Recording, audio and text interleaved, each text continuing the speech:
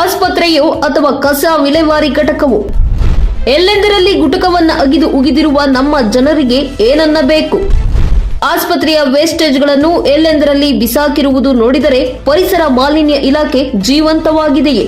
ಪರಿಸರ ಮಾಲಿನ್ಯ ಅಧಿಕಾರಿಗಳು ಅದ್ಯಾವ ಆಳು ಗೋಡೆಯ ಹಿಂದೆ ಅದೇನು ಕಡಿದು ಗುಡ್ಡೆ ಹಾಕುತ್ತಿದ್ದಾರೆ? ಸಾರ್ವಜನಿಕರಿಗೆಂದು ಇಟ್ಟಿರುವ ಶುದ್ಧ ಕುಡಿಯುವ ನೀರಿನ ಘಟಕ ಕೆಟ್ಟು ಯಾವುದೋ ಕಾಲವಾದಂತಿದೆ.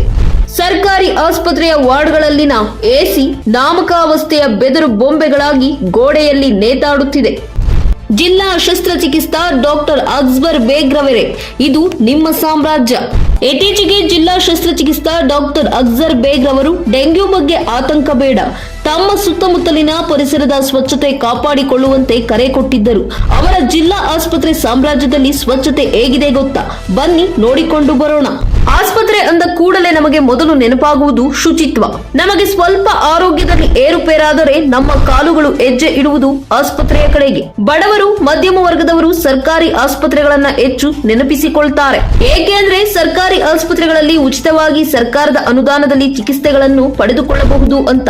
ಆದರೆ ಅಂತ ಆಸ್ಪತ್ರೆಗಳ ವ್ಯವಸ್ಥೆ ಹೇಗಿದೆ ನೀವೇ ನೋಡಿ.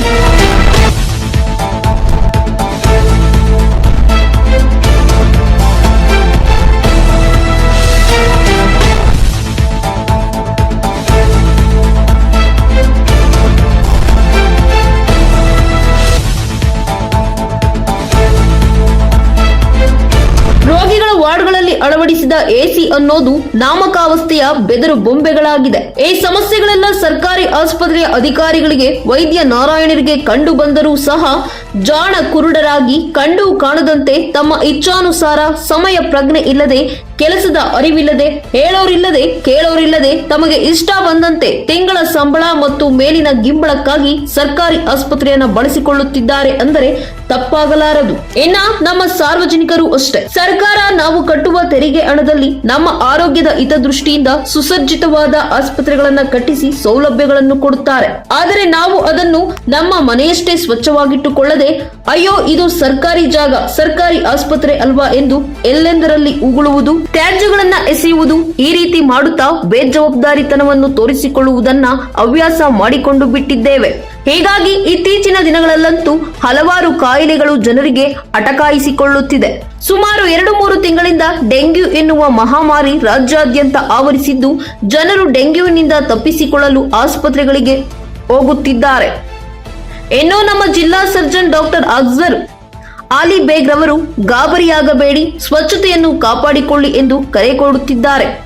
ಆದರೆ ಅವರ ಸಾಮ್ರಾಜ್ಯವಾಗಿರುವ ಜಿಲ್ಲಾ ಆಸ್ಪತ್ರೆಯ ಸ್ವಚ್ಛತೆಯನ್ನ ನೋಡಿದರೆ ಹಳೆ ಕನ್ನಡ ಚಲನಚಿತ್ರದ ಹೇಳುವುದು ಒಂದು ಮಾಡುವುದು ಇನ್ನೊಂದು ಹಾಡು ನೆನಪಾಗುತ್ತದೆ. ಇತ್ತೀಚೆಗೆ ಜಿಲ್ಲಾಧಿಕಾರಿಗಳು ಜಿಲ್ಲಾ ಆಸ್ಪತ್ರೆಗೆ ದಿಢೀರ್ ಭೇಟಿ ಕೊಟ್ಟು ಆಸ್ಪತ್ರೆಯ ಸಿಬ್ಬಂದಿ ಮತ್ತು ಅಧಿಕಾರಿಗಳಿಗೆ ಉಗಿದು ಉಪ್ಪಿನಕಾಯಿ ಹಾಕಿ ಹೋಗಿದ್ದಾರೆ. ಆದರೆ ದಪ್ಪ ಚರ್ಮದ ಜಿಲ್ಲಾ ಆಸ್ಪತ್ರೆಯ ಅಧಿಕಾರಿಗಳು ಜಿಲ್ಲಾಧಿಕಾರಿಗಳ ಮಂಗಳಾರತಿಯನ್ನ ಈ ಕಿವಿಯಲ್ಲಿ ಕೇಳಿ ಆ ಕಿವಿಯಲ್ಲಿ ಬಿಟ್ಟಿದ್ದಾರೆ. ನೋಡಿದ್ರಲ್ಲ ಜಿಲ್ಲಾ ಕೇಂದ್ರದಲ್ಲಿನ ಡೆಂಗ್ಯೂ ಫ್ಯಾಕ್ಟರಿಯನ್ನ. ಮತ್ತೊಂದು ಕರ್ಮಕಾಂಡವನ್ನ ಅತಿ ಶೀಘ್ರದಲ್ಲಿ ಬಯಲು ಮಾಡಲು ನಿಮ್ಮ ಮುಂದೆ ಬರುತ್ತೇನೆ. ವ್ಯವಸ್ಥೆಯಲ್ಲಿನ ಅವ್ಯವಸ್ಥೆಯ ಬದಲಾವಣೆಗೆ ಬನ್ನಿ, ನಮ್ಮೊಂದಿಗೆ ಕೈ ಜೋಡಿಸಿ. ನಮ್ಮ ಚಾನೆಲ್ ಅನ್ನು ಸಬ್ಸ್ಕ್ರೈಬ್ ಆಗಿ, ಈ ವಿಡಿಯೋಗಳನ್ನು ಆದಷ್ಟು ಶೇರ್ ಮಾಡಿ, ಬೆಲ್ ಐಕಾನ್ ಒತ್ತುವುದನ್ನು ಮರಿಬೇಡಿ.